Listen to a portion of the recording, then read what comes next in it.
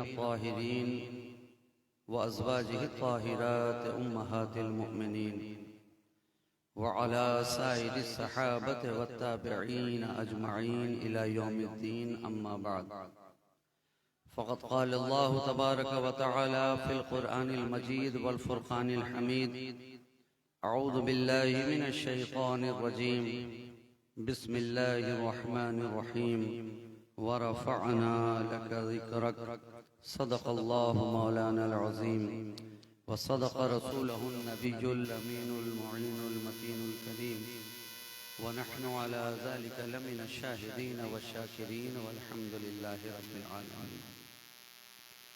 दामन वक्त में बहुत ज़्यादा गुंजाइश नहीं है, इसलिए मैं भी आपको किसी लंबी चौड़ी तमहीदी गुफ्तगू के अंदर नहीं उलझाऊंगा। बगैर किसी तमहीद के बाबा से बुलंद बारगाह रिसालत वाले रिसालत में दुरूद पाक का हदिया पेश कर लीजिए। अल्लाहुम्मा सल्ली अला सय्यदिना मुहम्मदिन मअदनिल जुद वल करम मंबइल इल्म वल हिल्म वल हिकम व अला आलिहि व अस्हाबिहि व बारिक व सल्लिम सलातन व सलामन दाइमन अलैका या रसूल अल्लाह सल्लल्लाहु तआला अलैहि व आलिहि वसल्लम।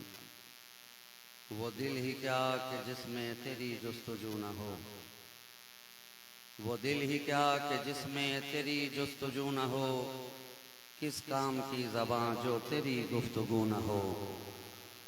मुमकिन नहीं कि दिल हो मगर आरज़ू न हो, मुमकिन नहीं कि दिल हो मगर आरज़ू न हो।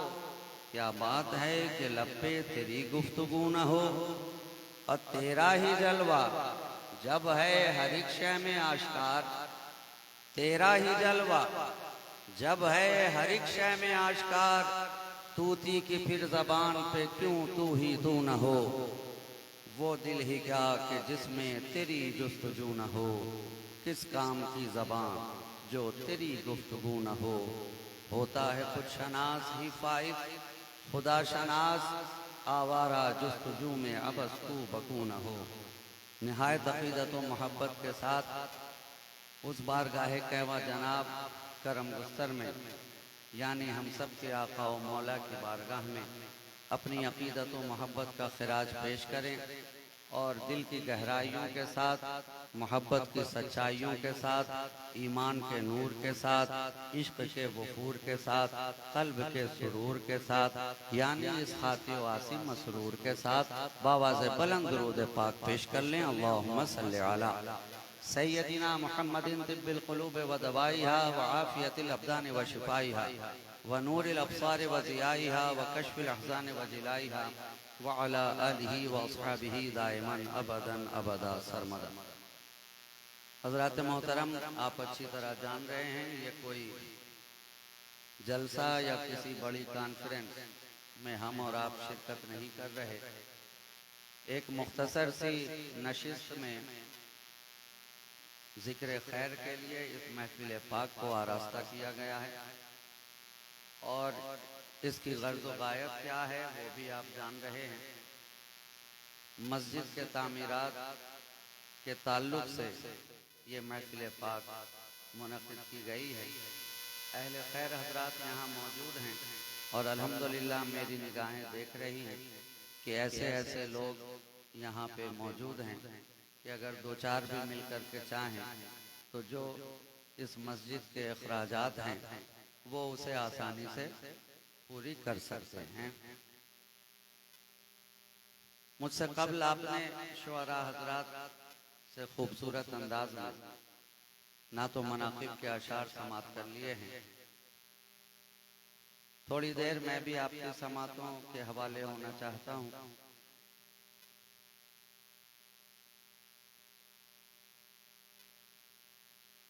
मैंने कितनी ही महफिलों में शिरकत की,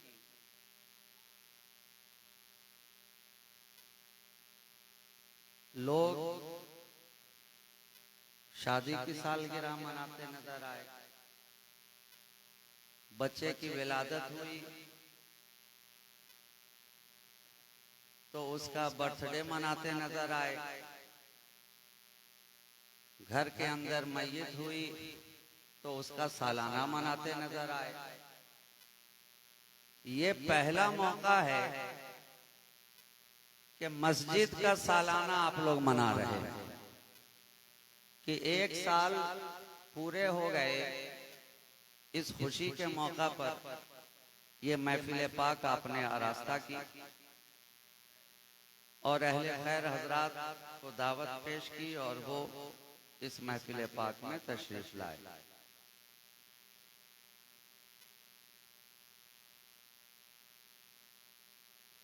कुरान कह रहा है वरफ़अना, हमने बुलंद किया, हमने बुलंद किया। क्या बुलंद किया? जिक्र मुस्तफा। किसके लिए बुलंद किया? आपके लिए बुलंद नहीं किया, हमारे लिए बुलंद नहीं किया, अरब वालों के लिए बुलंद नहीं किया, अजम वालों के लिए बुलंद नहीं किया, शामो इराक वालों के लिए बुलंद नहीं किया, दमिश्को बगदाद वालों के लिए बुलंद नहीं किया, दुनिया वालों के लिए बुलंद नहीं किया। तो फिर है कुरान किसके लिए बुलंद किया? तो कुरान ही जवाब दे रहा है वरफ़अना लका ज़िक्रक, ए मुस्तफा हमने आपके जिक्र को जो बुलंद किया है किसी और के लिए बुलंद नहीं किया बल्कि खुद आपके लिए बुलंद किया। नबी का जिक्र जो बुलंद हुआ तो खुद मुस्तफा के लिए, खुद नबी के लिए, खुद बारगाहे रिसालत के लिए जिक्र बुलंद हो रहा है। और बुलंद करने वाला कौन? वरफ़अना, हमने किया। कुरान कह रहा है हमने किया। अब कोई ये न सोचे कि हम अशार पढ़ रहे हैं तो जिक्र मुस्तफा बुलंद हो रहा है, हम नात लिख रहे हैं तो जिक्र मुस्तफा बुलंद हो रहा है, हम महफिल सजा रहे हैं तो जिक्र मुस्तफा बुलंद हो रहा है, हम दुरूदों की डालियां पेश कर रहे हैं तो जिक्र मुस्तफा बुलंद हो रहा है, हम खड़े होकर सलामों का नजराना बारगाहे रिसालत मआब में पेश कर रहे हैं तो जिक्र मुस्तफा बुलंद हो रहा है, हम 12 रबीउल अव्वल पे परचम सजा रहे हैं तो जिक्र मुस्तफा बुलंद हो रहा है, हम जुलूस निकाल रहे हैं तो जिक्र मुस्तफा बुलंद हो रहा है। अरे नहीं नहीं, हमारे बुलंद करने से नबी का जिक्र बुलंद नहीं हुआ बल्कि खुद खुदा कह रहा है वरफ़अना, हमने बुलंद किया। किसी अहले गैरे ने बुलंद नहीं किया, खुद जो खालिक कायनात है वो बुलंद कर रहा है। हबीब आपके जिक्र को हमने बुलंद कर दिया, बुलंदी अता कर दी। इसलिए तो हम देख रहे हैं जहां जहां बात खुदा की हो रही है वहां वहां जिक्र मुस्तफा का हो रहा है। जहां जहां जिक्र उलूहियत है, जिक्र वहदानियत है, वहां वहां जिक्र रिसालत व नबुव्वत है। इसलिए के बुलंद करने वाला खुदा, ये जिक्र किसी दुनियादार का मोहताज ही नहीं है। सारी दुनिया के लोग मिलकर चाहें नबी का जिक्र करते रहे तो उनके मकाम में कोई बुलंदी हो नहीं सकती है। और सारी दुनिया के लोग मिलकर चाहें कि जिक्र मुस्तफा बंद कर दिया जाए तो उनके मकाम में कोई कमी नहीं हो सकती है। इसलिए कि ना हमारे बढ़ाने से नबी का मकाम बढ़ा है, ना हमारे घटाने से नबी का मकाम घटा है। बढ़ाने वाला है खुदा। तो जिसे खुदा बढ़ा दे उसे कौन घटाए?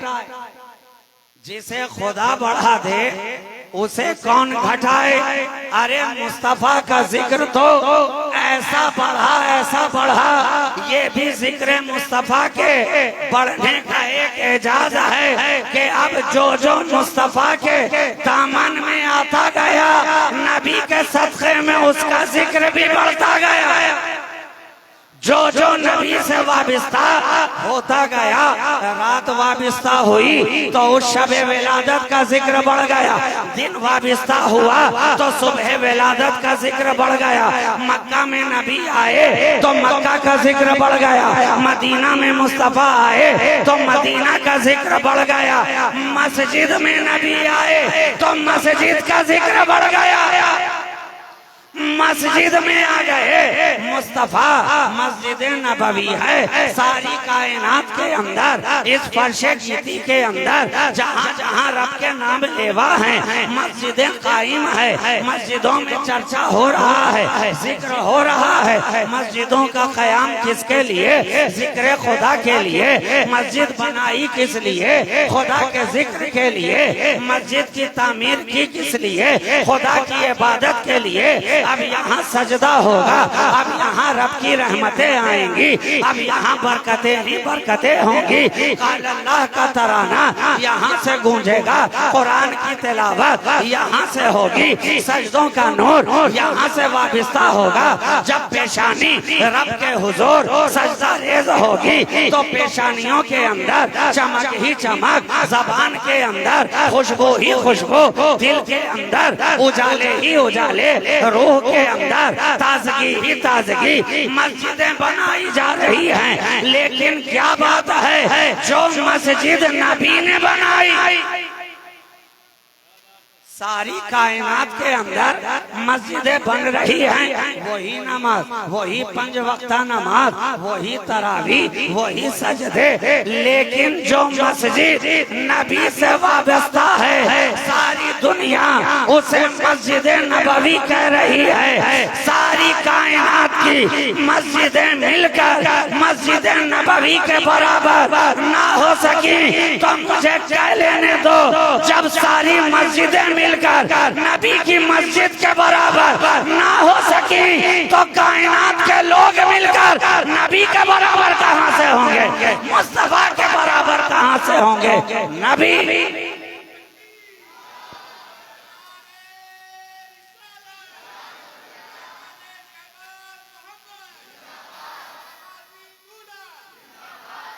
क्या पता चला? नबी ये जिक्र मुस्तफा की बुलंदी है, जो जो जुड़ता जा रहा है, वाबिस्ता होता जा रहा है, वो बुलंद होता जा रहा है, जुड़ता है मुस्तफा के दामन से और बुलंद वो हो रहा है, बुलंद वो हो रहा है। आप हजरात ये मत समझिएगा कि मैं यहाँ कोई चंदा कराने के लिए आया, ऐसा हरगिज भी नहीं है। ना ये काम मैंने आज तक किया है, ना इंशाअल्लाह आगे कभी करूंगा। हमें कराने की जरूरत नहीं है, हमें बताने की जरूरत नहीं है। एक जुमला काफी है, जो अक्लमंदों के लिए इशारा काफी है। खोल खोल कर किताबें मोहब्बत पढ़ाने की जरूरत क्या है? यहाँ तो निगाहों से निगाहें मिलती हैं और इश्क का जाम बढ़ता ही चला जाता। तो जो शामिल होने वाले होंगे, जो अहले खैर हजरात हैं, जिन्हें अल्लाह ने नवाजा है, जो दौलत और सरवत वाले हैं, बात रख दी गई है मजलिस के इख्तिताम पर। ये मैखाना खुला है, जिसका जितना जी चाहे आके पी सकता है। अरे पीने पे कैद थोड़ी ही है, पीने पे कैद थोड़ी ही है। फर्क ये है, जिसके हाथ में पियाला जितना बड़ा होगा वो उतना ही पीता नजर आएगा। ये तो प्याले पर है, अहले ज़र्फ की बात है। जिसका ज़र्फ जितना बड़ा वो उतना ही ज्यादा पी रहा है। कोई एक दो घूंट में बहकता लटकता नजर आ रहा है और कोई सारे का सारा जाम भी उंडेल दे तो भी मस्ते मैं खराम की माने रविश पे आगे बढ़ता नजर आता है। तो मैं ये अर्ज कर रहा हूँ, ये जिक्र मुस्तफा की बुलंदी बढ़ाने वाला खुदा, ऐलान करने वाला कुरान, खुदा जिसे बढ़ा दे उसे कोई घटा नहीं सकता। अब ये जिक्र मुस्तफा का एजाज जो जो कदमों में आता गया उसका जिक्र बढ़ता गया, उसकी बुलंदी बढ़ती गई। नबी बुलंद हुए हैं, अकेले बुलंद नहीं हो रहे, अपने दामने रहमत में जिसे जिसे लेते जा रहे हैं उसे भी बुलंद करते जा रहे हैं। सिद्दीक आए तो बुलंद हो जाए, फारूक आए तो बुलंद हो जाए, उस्मान आए तो बुलंद हो जाए, अली आए तो बुलंद हो जाए, बिलाल आए तो बुलंद हो जाए, उवैस आए तो बुलंद हो जाए, तलहा आए तो बुलंद हो जाए, जुबैर आए तो बुलंद हो जाए, सादो सईद आए तो बुलंद हो जाए। हद तो ये है कि नबी के कदमों में पत्थर आए तो वो बुलंद हो जाए। ये किस लिए चलाया आपने? जी, मुझे जरूरत ही नहीं है, मुझे उसकी जरूरत नहीं है। अल्हम्दुलिल्लाह हम लोग करबला वाले हैं, यहाँ तो पसीना ही बह रहा है, वहाँ तो खून बहा, इसकी जरूरत ही नहीं है। ये जिक्र मुस्तफा की बुलंदी का एजाज है, जो जो आता जा रहा है वो बढ़ता जा रहा है। बशर तो बशर है, कंकर पत्थर आए तो वो बढ़ जाए, वो बढ़ जाए। रात आए तो रात बढ़े, दिन आए तो दिन बढ़े, किताब आए तो किताब बढ़े, किताब आए तो किताब बढ़े। पिछली किताबें भी तो खुदा ही ने भेजी थी ना।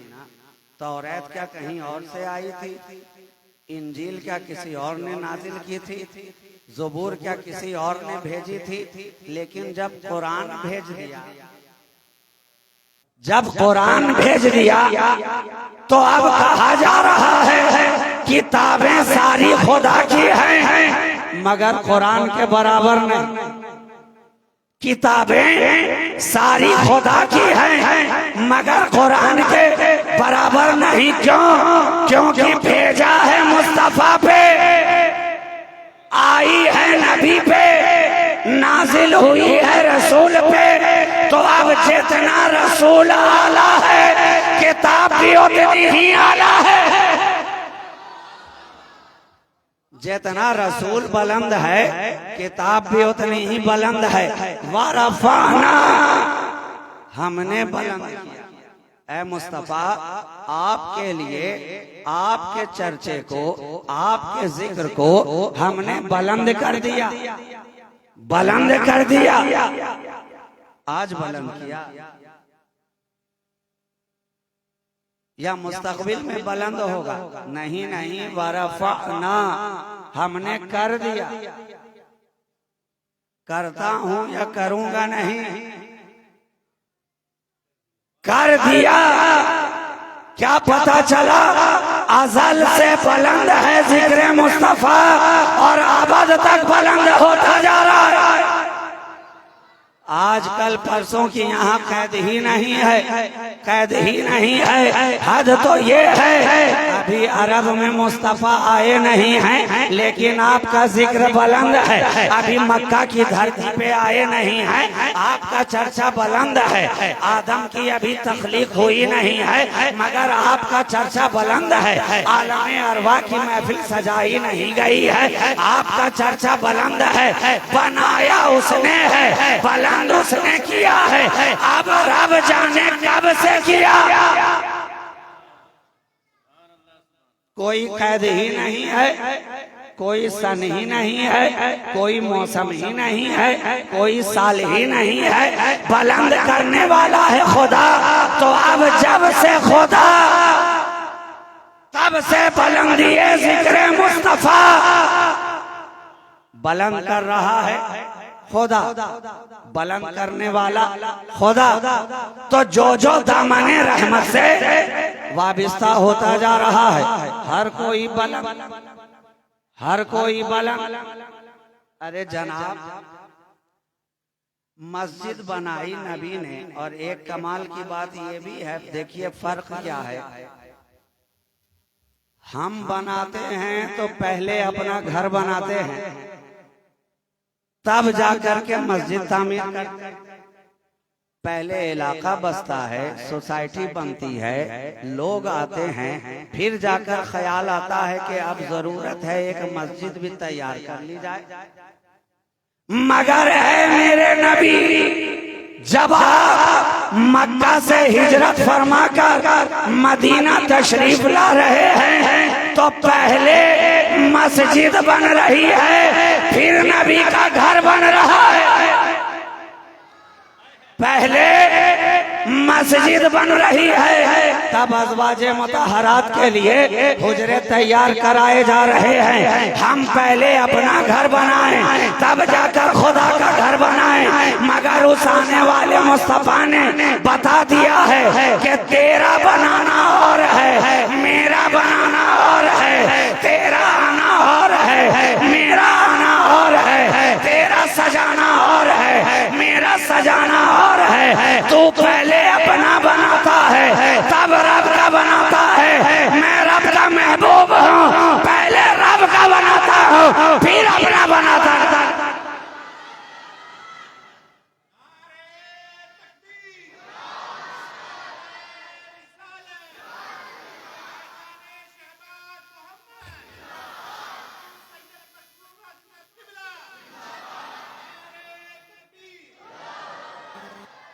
और जब बना दिया तो मस्जिद चाहे ईंट गारे की हो, घास फूस की हो, मिट्टी की हो, कि टाइल्स या मार्बल लगी हुई हो। शुक्रिया, जज़ाकल्लाह। जब बन गई, अच्छा आप इस मस्जिद में बैठे हैं, जब ये नहीं बनी थी तो यहाँ पे क्या था?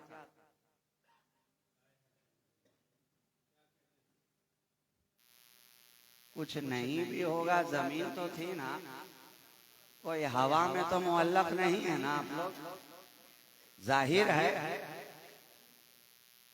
ये एजाज तो सिर्फ एक ही रसूल को है, एक ही मुस्तफा को है। वो जब चाहें जमीन पे नजर आए और जब चाहें अर्श पे नजर आए। मगर सारी कायनात के लिए उसूल एक ही है, जमीन के बगैर हमारा जीना मुश्किल, सितारों के बगैर हमारा जीना मुश्किल, आसमान के शामियाने के बगैर जिंदगी गुजारना मुश्किल, ये सैयारगान की चाल के बगैर मुश्किल, आग हवा मिट्टी पानी के बगैर मुश्किल। जो जिससे बना है, हम तो जनाब अरबे अनासिर से बने, आग हवा मिट्टी पानी, उसके बगैर इंसान का तसव्वुर नहीं है, तसव्वुर नहीं है। क्या पता चला हमें जरूरत है, आग के बगैर हम नहीं, पानी के बगैर हम नहीं, मिट्टी के बगैर हम नहीं, जमीन के बगैर हम नहीं, आसमान के बगैर हम नहीं। लेकिन ए मुस्तफा, आपने मेराज की रात ये बता दिया कि सारे जमाने को इनकी जरूरत है और इन सब को मुस्तफा की जरूरत है। सारा जमाना इनके बगैर नहीं रह सकता, लेकिन ये मुस्तफा के बगैर नहीं रह सकते। जमाने ने सोचा था जिस तरह हमें जमीन की जरूरत है तो नबी को भी होगी। इरशाद हुआ है प्यारे, जमीन छोड़ो आसमान पे आओ, जमीन छोड़ो आसमान पे आओ। इसलिए कि जमीन की जरूरत तुम्हें नहीं है, तुम्हारी जरूरत जमीन को है। आसमान ने सोचा कि शायद मुझ पर आए हैं तो मेरी जरूरत मुस्तफा को होगी। इरशाद हुआ प्यारे, अब आसमान छोड़ो, उसके ऊपर आओ। पहले से चलो दूसरे पे आओ, दूसरे से चलो तीसरे पे आओ, ताकि कोई आसमान ये न समझे कि मेरी जरूरत मुस्तफा को है। ज़हन मिल जाए कि उन्हें तेरी जरूरत नहीं, तुझे उनकी जरूरत है, उनकी जरूरत है। अर्श ने सोचा नबी मुझ पे आए हैं, मेरी जरूरत मुस्तफा को है। इरशाद हुआ अब अर्श नीचे रहने दो, मुस्तफा तुम और आगे आओ ताकि ज़हन मिल जाए। अर्श को नबी की जरूरत है, नबी को अर्श की जरूरत नहीं है। क्या पता चला सारी कायनात को नबी की जरूरत, नबी को कायनात की जरूरत नहीं है। तो जब यहाँ मस्जिद नहीं थी, जमीन का कोई हिस्सा ही तो था। जब यहाँ मस्जिद नहीं थी, जमीन का कोई टुकड़ा ही तो था। लेकिन क्या बात है, आपने जो ही इसे मस्जिद के लिए वक्फ कर दिया, अब इसकी हालत पहले वाली नहीं रही। आपका घर भी है, आलीशान इमारत भी है, संगमरमर भी लगे हुए हैं, हीरे जवाहरात जड़े हुए हैं, कई मंजिला इमारत, खूबसूरत से खूबसूरत। लेकिन एक मिट्टी और गारे से बनी मस्जिद आपकी 5 मंजिला इमारत भी उसका मुकाबला नहीं कर सकती, नहीं कर सकती। क्यों? क्योंकि इसे मस्जिद के लिए वक्फ कर दिया गया, मस्जिद के लिए वक्फ कर दिया। जब बन गई मस्जिद यहाँ तो अब हालत बदल गई। जमीन ही थी मगर जमीन का दूसरा टुकड़ा अब इस टुकड़े के बराबर नहीं है। जमीन सारी दुनिया में मगर दूसरी जमीनों का टुकड़ा मस्जिद की जमीन के बराबर नहीं है, नहीं है। तो क्या पता चला जमीन जमीन में भी फर्क है, जमीन जमीन में भी फर्क है। तो फिर मकीन मकीन में भी फर्क है। जब जमीन जमीन में फर्क है तो मकीन मकीन में फर्क है। भाई मकान की अजमत व बुलंदी है उसके अंदर रहने वाले से, रहने वाले से। रहने वाला इंसान जितना बुलंद होगा उसका मकान उतना ही बुलंद।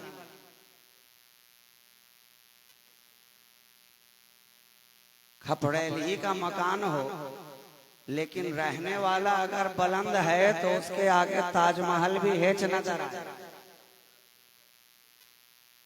ये अल्लाह वाले गरीब नवाज जब हिंदुस्तान में आए तो किसी महल में ठहरे थे क्या?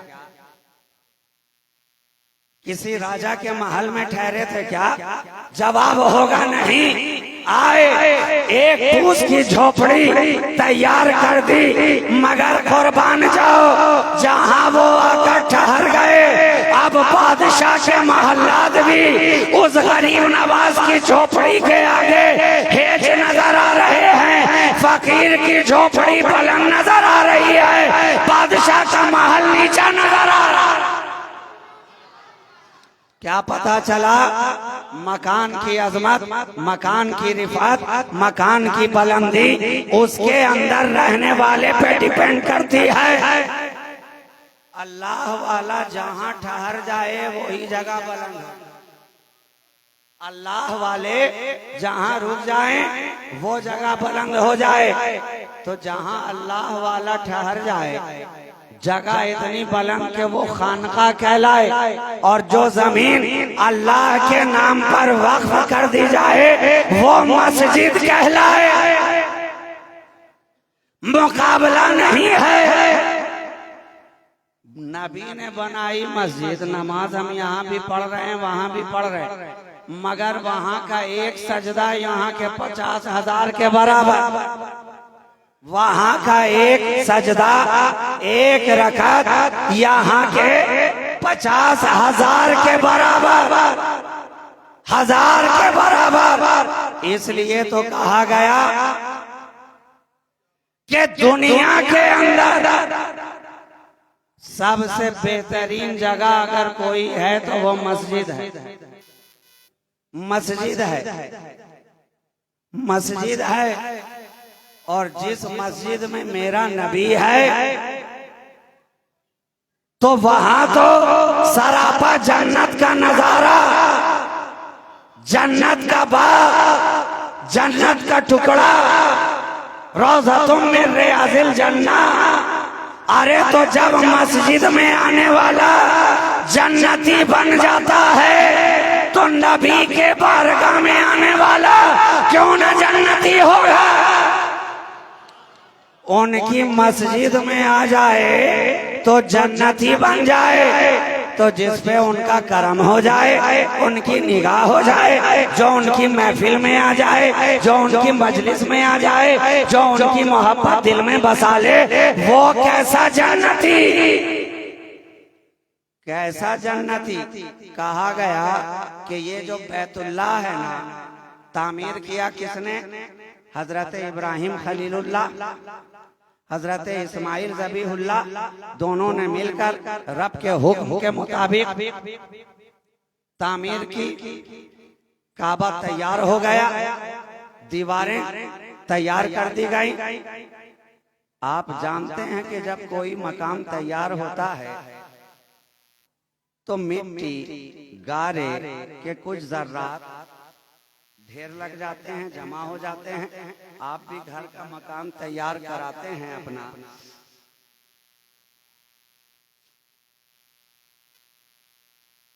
तो कूड़े कचड़े का एक ढेर लग जाता है। आप उस मलबे को क्या करते हैं? कहीं डलवा देते हैं, फेंकवा देते हैं। तो जब काबा तामीर कर रहे थे हजरत खलीलुल्लाह, हजरत ज़बीहुल्लाह, तो उस वक्त भी तो कुछ मलबा तैयार हुआ ना। ईंट गारे के ज़र्रात, मैं उन्हें कूड़ा कचरा तो कहने की हिमाकत नहीं कर सकता, इसलिए कि मकाम इश्क का है, बात खुदा के घर की है, बनाने वाला अल्लाह का मुकद्दस नबी है, रसूल है। जब जमा हो गए, सवाल किया अल्लाह के खलील ने, ऐ खुदा अब इसका क्या किया जाए? कहा खलील एक जगह जमा कर दो, इंतजाम किया जाएगा। ये गारा जो जमा हुआ है, ये मलबा जो जमा हुआ है, ये कोई ऐसे वैसे मकान का नहीं है, बैतुल्लाह का है, हरम इलाही का है। इसके लिए इंतजाम होगा, जिब्रील को भेजा जाएगा। ऐ जिब्रील जाओ, ये जो मलबा तैयार हुआ है अपने परों को फैला देना।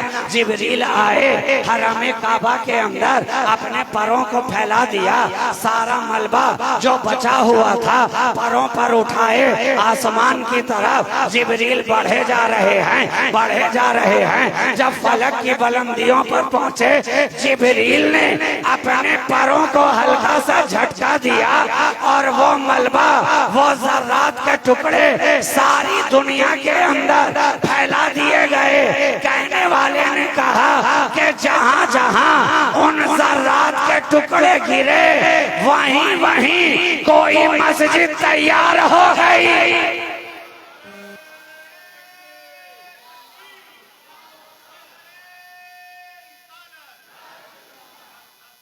तो ये जो मस्जिदें तैयार हो रही हैं, ये न समझिएगा कि हमने बनाया है। अरे जिब्रील लेकर गए थे, जरूर कोई टुकड़ा यहाँ गिरा था, तभी तो मस्जिद बनती नजर आ रही है। अल्लाह का घर तामीर होता ना।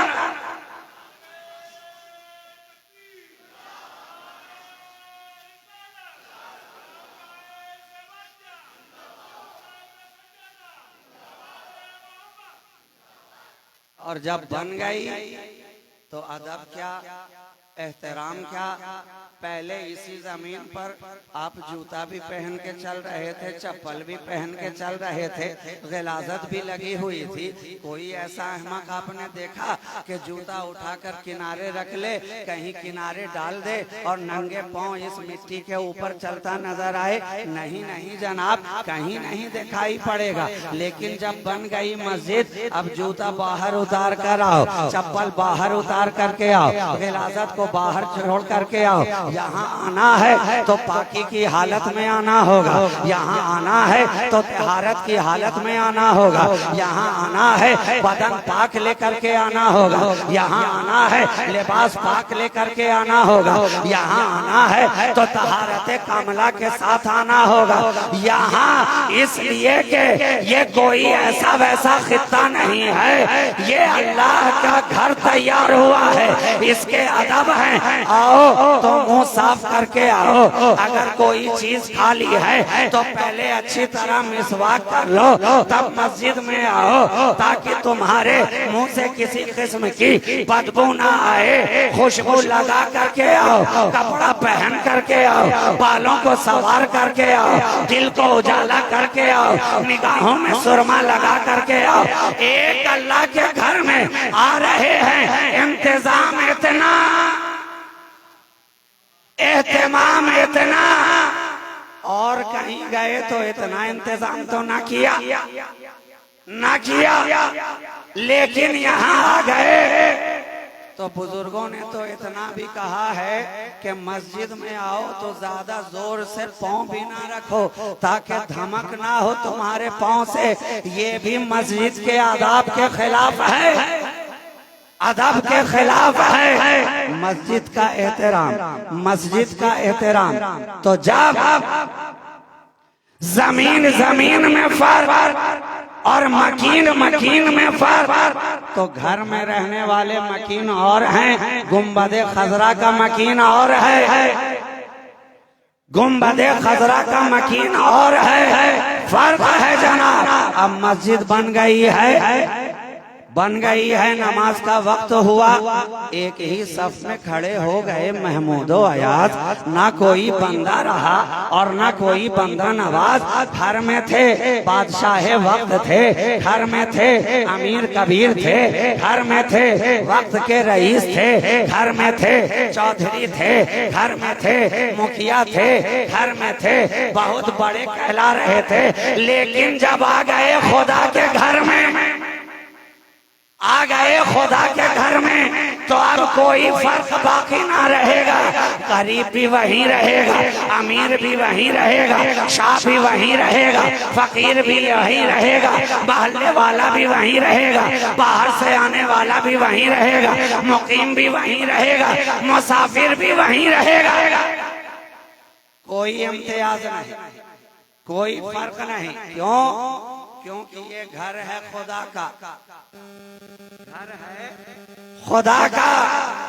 अब चाहे बादशाह भी हो, मस्जिद में आना होगा तो जूते उतार ही के आना होगा, बाहर ही रख के आना होगा।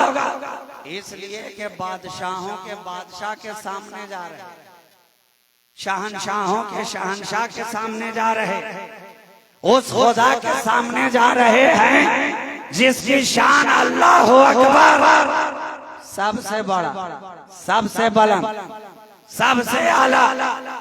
नहीं है कोई माबूद सिवाय अल्लाह के। ला इलाहा इल्लल्लाह मुहम्मदुर रसूलुल्लाह पढ़ते हुए आ रहे हैं, पढ़ते हुए आ रहे। तो क्या पता चला ये सब सदका किसका है?